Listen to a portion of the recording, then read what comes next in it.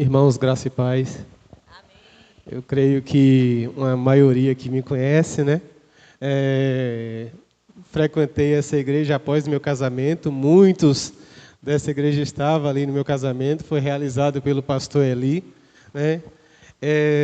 Alguns participaram. Tivemos a irmã louvando lá no meu casamento. E fico muito feliz em estar aqui com os amados. Assim,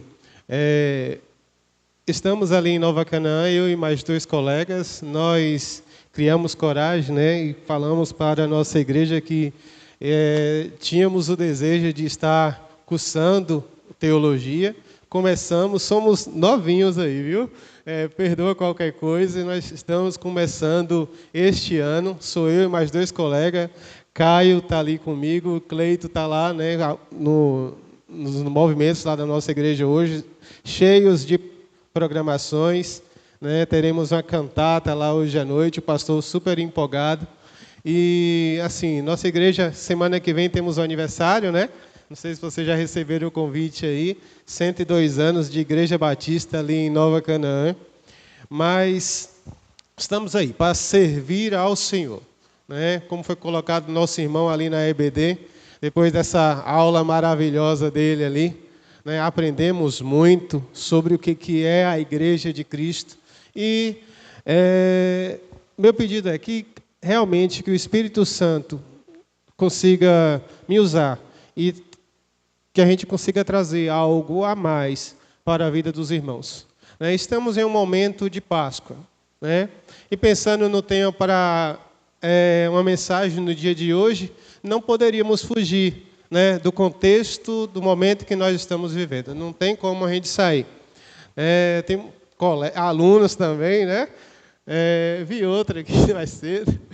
Mas, então, a maioria me conhece aí, sabe, né, dos meus anseios, que a gente tem praticado.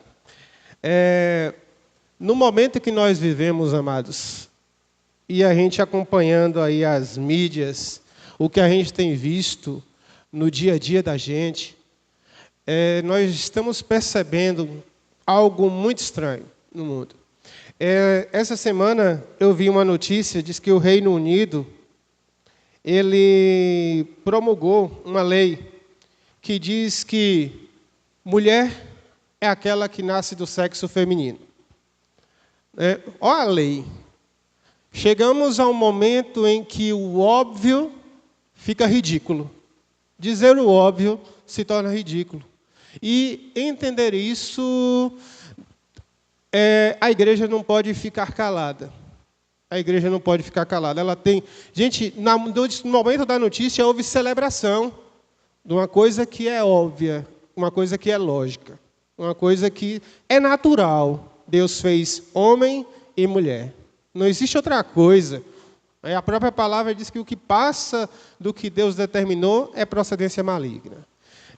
Uma outra notícia que eu estava estudando e assistindo a mensagem de um camarada no YouTube, muito inteligente, que eu acompanho, e ele trouxe essa notícia e eu falei, poxa, essa notícia é de verdade? Vou procurar aqui. E realmente estava no site da prefeitura de uma cidade, lá de Minas. Prefeitura de Pouso Alegre. Olha o que diz a notícia, né? Foi uma resolução que foi enviada a todas as escolas do município sobre como deveria ser a celebração da Páscoa. Eu vou só ler um parágrafo dessa resolução deles. Evitem-se atividades que façam referência diretas a elementos próprios da fé cristã. É Páscoa, gente. É Páscoa. Como a crucificação, a ressurreição ou celebrações litúrgicas. Olha como é que foi encaminhado para as escolas. Tais conteúdos pertencem ao âmbito da religiosidade particular e não devem compor o planejamento pedagógico de uma instituição pública de ensino. Desculpa, diz que o Estado é laico e tudo mais, mas olha como foi colocado. Mas, no momento, nós estamos comemorando a Páscoa. Então, querendo desvirtuar, tirar totalmente da direção do que a data que nós estamos vivendo representa. Não é o dia de hoje, é o momento de lembrar, um momento de lembrança, um momento de refletir. A data não importa, até porque todo ano muda, né? Todo ano. E a própria data da Páscoa é uma convenção pagã. É baseado em astrologia, né? A data, a definição da data. Então, nós estamos vivendo num momento complicado. Um momento complicado. E, falando em Páscoa, queria que os amados abrissem suas Bíblias no texto de João, 1º capítulo, versículo 29.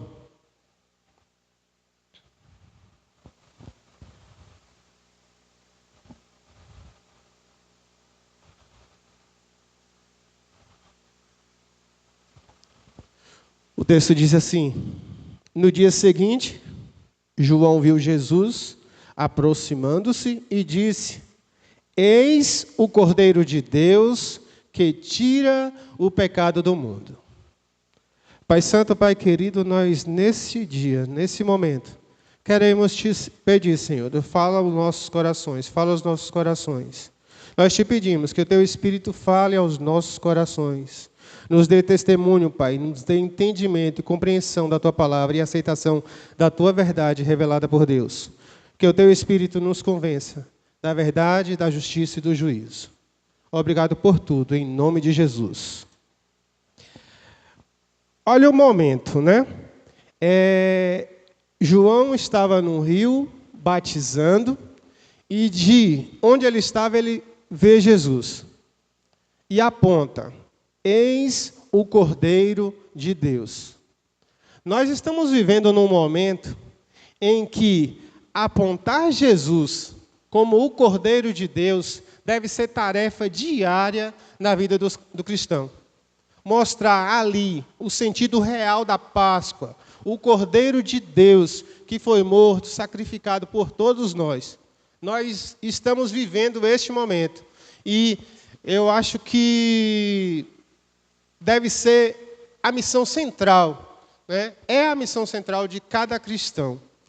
Quando João Batista apresenta Jesus com um título profundo, muito simbólico, ali naquele momento, na margem daquele rio, provavelmente muitos judeus estavam ali, né? E conhecia muito bem o que era o Cordeiro de Deus. Todos sabiam muito bem o que significava o Cordeiro de Deus. E apontar Jesus como o Cordeiro de Deus, provavelmente deu um nó na cabeça de todos que estavam ali. Poxa, o cordeiro são aquele animalzinho que nós sacrificamos, né, de tempos em tempos pelos nossos pecados, de ano em ano, para dar salvação a uma comunidade, a uma população. Mas João estava apontando para um homem que estava chegando. Então, provavelmente, deve ter dado aquele nó na cabeça dos judeus. Porque os judeus, ouvindo isso, com certeza, imediatamente, surgiram todas essas conexões. E, principalmente lá, no Antigo Testamento, o Êxodo 12, que fala sobre como seria o ritual de sacrifício para remissão de pecados. Sacrifício de um animal inocente, puro. E olha o simbolismo todo por trás. O cordeiro que deveria ser sacrificado era um animal sem mácula, sem mancha alguma, puro, perfeito. E João está apontando para Jesus. Aquele homem ali, ele é o Cordeiro de Deus. Então, todas essas mensagens, com certeza, passaram ali pela cabeça daquelas pessoas que estavam ali em volta, à margem daquele rio. Eu queria trazer justamente a referência bíblica desses cordeiros, trazer de alguns momentos bem pontuais na vida dos judeus, ou na história bíblica, na história do Evangelho, na história da palavra de Deus revelada. E nós temos essa relação do cordeiro presente desde lá do Éden. Se nós voltarmos à situação de Adão e Eva, logo após a queda, logo após o pecado, nós vamos ver a presença a palavra de Deus não declara que foi um cordeiro, mas um animal teve que ser sacrificado. Adão e Eva, após pecar, né, eles tentam, a partir deles mesmos, né, na tentativa humana de se encobrir, eles dão um jeitinho, né, se escondem da presença de Deus e se vestem com folhas. Né? Isso está lá em Gênesis 3:7. Né? Então foram abertos os olhos de ambos e perceberam que estavam nus. Coseram folhas de figueira e fizeram cintas para si, na tentativa humana de se esconder do pecado. Né? Se esconder ou esconder o seu pecado de Deus. Disfarçar. Deus, ao localizá-los, já faz algo diferente. Né? Alguns teólogos vão dizer que já era mostrando Jesus lá no futuro, né? O sacrifício de Jesus. Então o Senhor, lá em Gênesis 3:21, fez o Senhor Deus vestimentas de peles para Adão e a sua mulher e os vestiu. Peles de animais. Então, para que aquele pecado pudesse ser encoberto, né, Deus dá um jeito de encobrir o pecado do homem. Sangue foi derramado. Sangue de um animal inocente, para cobrir a vergonha do pecado. O inocente morreu, para que os culpados pudessem ser revestidos. E Deus toma a iniciativa. Deus é que vai de encontro ao homem. Adão, a iniciativa dele foi se esconder, se disfarçar. E Deus se aproxima e traz essa solução momentânea para a situação de Adão e Eva. Deus, desde o Éden, Deus estava apontando para o Cordeiro perfeito, cujo sangue não apenas cobre, mas remove o pecado do mundo. Então, voltando aqui ao texto de João. João aponta para Jesus e diz: eis o Cordeiro de Deus, que tira o pecado do mundo. Tira, com ênfase no tira. Aqui a solução, naquele momento lá no Éden, que Deus deu, foi apenas cobrir o pecado de duas pessoas. E aí nós vamos para a próxima situação, onde novamente nós temos um cordeiro sendo chamado à ação, sendo sacrificado. Nós temos lá a situação de Abraão com seu filho. Abraão leva seu filho para um monte, onde deveria ser sacrificado, e no momento do sacrifício, ou chegando ao momento do sacrifício, nós temos Isaac perguntando para o pai: pai, cadê o cordeiro? Ao que o pai responde, todos nós conhecemos muito bem essa história: Deus providenciará para si um cordeiro. Novamente apontando para Jesus. E o filho é colocado sobre a lenha. No momento do sacrifício, Deus impede aquela situação e fornece um cordeiro substituto. Novamente nós temos uma outra mensagem, um novo simbolismo muito grande. Jesus, ele aparece como substituição de um sacrifício que nenhum de nós, poderíamos pagar ou realizar. Não existe um sacrifício que consiga nos redimir da mesma forma que Jesus conseguiu.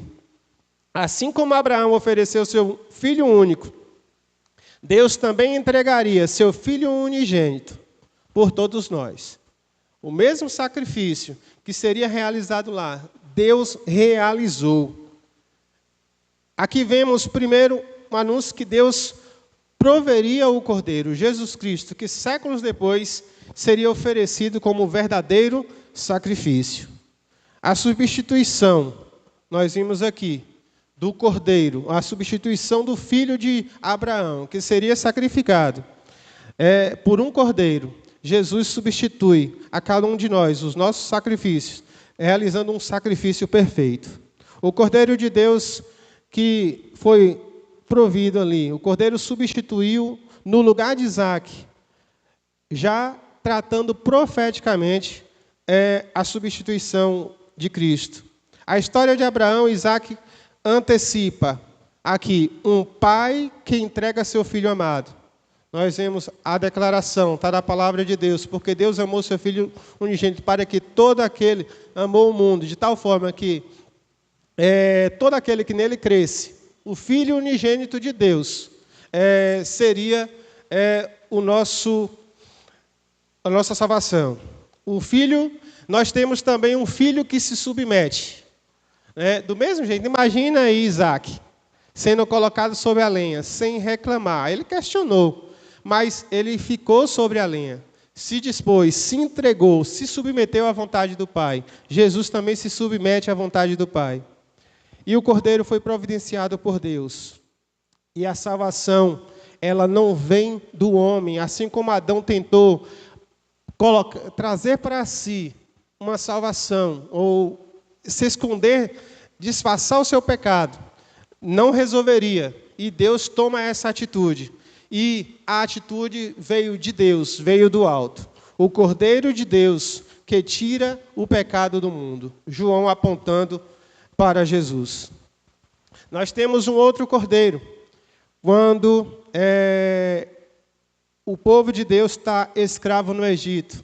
Nós conhecemos também muito bem essa história. Aqui nós temos a instituição da Páscoa, o significado do que nós estamos vivendo hoje. Que não tem nada a ver com o que é colocado no comércio, o que é colocado na sociedade. E com essa notícia lá, essa resolução dessa prefeitura, a gente percebe que a perseguição, a gente costuma falar assim, nós não sofremos perseguição, o Evangelho não sofre perseguição, mas nas entrelinhas, nós estamos sendo perseguidos. Eu trabalho na escola pública e vejo que isso é muito forte. Trabalho ali também na EX, e graças a Deus está ali um marco que está sendo referência, que está agindo na vida de muitas famílias, evitando que crianças sejam colocadas nessa situação. E eu questiono muito a situação da escola pública hoje, com essas ideias que estão enraizando e sendo colocadas na cabeça das crianças e na tentativa de justamente distanciar da palavra da verdade. Nós só estamos passando por isso. E a perseguição está tão nas entrelinhas que muitos dizem, o Evangelho não é perseguido no Brasil. E a gente deve perceber isso. Ter muito cuidado, porque nossas crianças estão sendo influenciadas dessa forma e que a gente deve ter muito cuidado. A gente está falando ainda de uma escola de ensino fundamental. Nas universidades isso está terrível, terrível. Então a gente deve estar se preparando ou cuidando dos nossos filhos, cuidando das nossas famílias, para que realmente a gente tenha bases sólidas, meu irmão? A base na palavra da verdade. Na palavra da verdade. E ali, um sacrifício que foi realizado momentos antes de saírem do Egito, o sangue colocado nos umbrais das portas, protegeu agora uma família inteira. Aqui, novamente, um cordeiro inocente que foi sacrificado, e que o sangue desse cordeiro protegeu ali toda uma família. E aí nós temos, para a gente ganhar um tempinho aqui, o clímax do sacrifício do povo hebreu. O clímax era o dia da expiação, onde alguns cordeiros eram sacrificados, e o sumo sacerdote queimava o sangue desse cordeiro no Santo dos Santos. Novamente, nós temos um cordeiro, e esse cordeiro era sacrificado por toda a nação, por todo o povo hebreu, por toda aquela comunidade. E eu queria que a gente percebesse aqui uma progressão, né, no simbolismo, no significado de cada cordeiro desse aqui. O animal sacrificado lá no Éden foi para cobrir uma pessoa, cobrir os pecados de duas pessoas. O sacrifício de Abraão, ali, ele livrou um filho, salvou da morte, um filho que seria sacrificado. Nós temos novamente o sacrifício no momento da fuga do Egito. Famílias sacrificavam e agora nós temos um cordeiro que salvava uma família inteira. E o sacrifício do dia da expiação já era por todo um povo, por toda uma comunidade. E esse simbolismo ele vai crescendo. Quando nós vamos para João aponta o Cordeiro de Deus que tira. Esse tem poder. Ele não só encobre, ele não só livra. Agora esse tira o pecado. E não só de uma pessoa, de uma família ou de uma comunidade.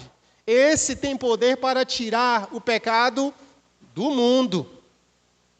Do mundo. Jesus, né, que seria o Cordeiro de Deus, que morreria, seria sacrificado, oferecido em sacrifício, para tirar o pecado do mundo. Então nós temos aqui Jesus, um Cordeiro sem defeitos. 1 Pedro 1,19 vai declarar, Cordeiro sem defeito e sem mancha. Substituindo lá, fazendo menção ao Cordeiro lá de Êxodo 12:5. Aqui em Êxodo 12:6 vai falar que a morte do Cordeiro substituiria o sacrifício, a morte da pessoa. E Jesus, lá em Isaías, já profetizando, falando de Jesus, Isaías 53:5, ele vai dizer que Jesus foi ferido por nossas transgressões. Êxodo 12:13.